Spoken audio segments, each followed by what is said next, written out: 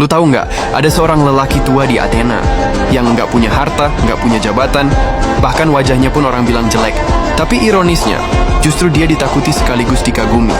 Dia nggak pernah nulis buku, nggak pernah jadi raja, tapi satu hal yang dia lakukan bikin orang marah sekaligus membuka mata dunia.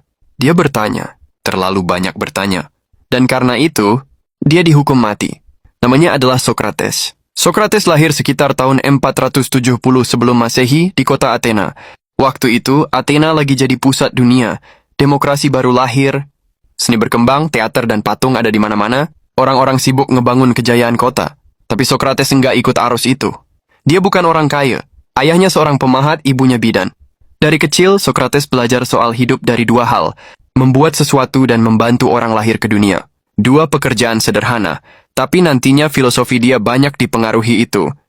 Melahirkan kebenaran dari percakapan. Satu fakta, Socrates bukan cuma filsuf, tapi juga pernah jadi prajurit hoplite. Dia ikut perang melawan Sparta. Di sana dia terkenal pemberani, bahkan pernah nyelamatin temannya yang terluka di medan perang. Tapi yang menarik, setelah perang, dia nggak pernah cerita soal kemenangan. Dia lebih tertarik nanya, kenapa kita perang? Apa arti keberanian? Setelah dewasa, kerjaannya sederhana, jalan-jalan di agora pasar utama Athena. Ngobrol sama siapa aja tukang roti, pedagang, seniman, politisi, bahkan anak-anak muda, caranya ngobrol unik. Dia nggak ngasih ceramah panjang, dia cuma nanya, apa itu adil? Apa itu kebaikan? Apa itu keindahan? Awalnya kedengaran gampang, tapi makin ditanya, makin rumit. Sampai orang sadar, mereka sebenarnya nggak ngerti. Metode ini sekarang dikenal sebagai metode Sokratik bertanya terus sampai lawan bicara sadar akan kebodohannya. Dari situ muncul kalimat legendaris Socrates. Yang aku tahu hanyalah bahwa aku tidak tahu apa-apa. Masalahnya metode itu bikin banyak orang tersinggung. Politisi jadi malu di depan umum. Seniman yang ngerasa jenius ternyata nggak bisa jawab pertanyaan sederhana. Anak-anak muda kayak Plato dan kawan-kawan jadi ngefans berat sama Socrates. Efeknya, orang tua mereka bilang, ini orang tua nyebelin, bikin anak-anak melawan, bikin kacau. Socrates dianggap merusak moral pemuda. Tahun 399 sebelum Masehi, Socrates dipanggil ke pengadilan. Tuduhannya 3. 1. Merusak pikiran anak muda. 2. Tidak menghormati dewa-dewa kota. 3. Membawa dewa-dewa baru. Jumlah juri? 501 orang. Demokrasi Athena memutuskan hidup mati seseorang lewat suara mayoritas. Socrates bisa aja pura-pura nyesel, bisa kabur, atau bisa diem. Tapi dia malah bilang, kalau aku dibebaskan dengan syarat berhenti bertanya, aku lebih pilih mati.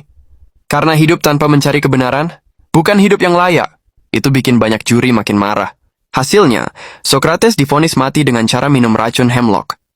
Hari eksekusi tiba. Murid-muridnya datang, termasuk Plato.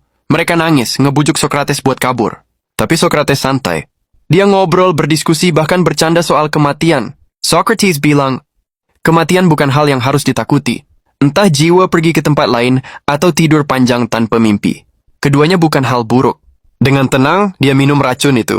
Tubuhnya melemah, tapi wajahnya tetap damai. Dan di situ, filsuf terbesar Athena meninggal.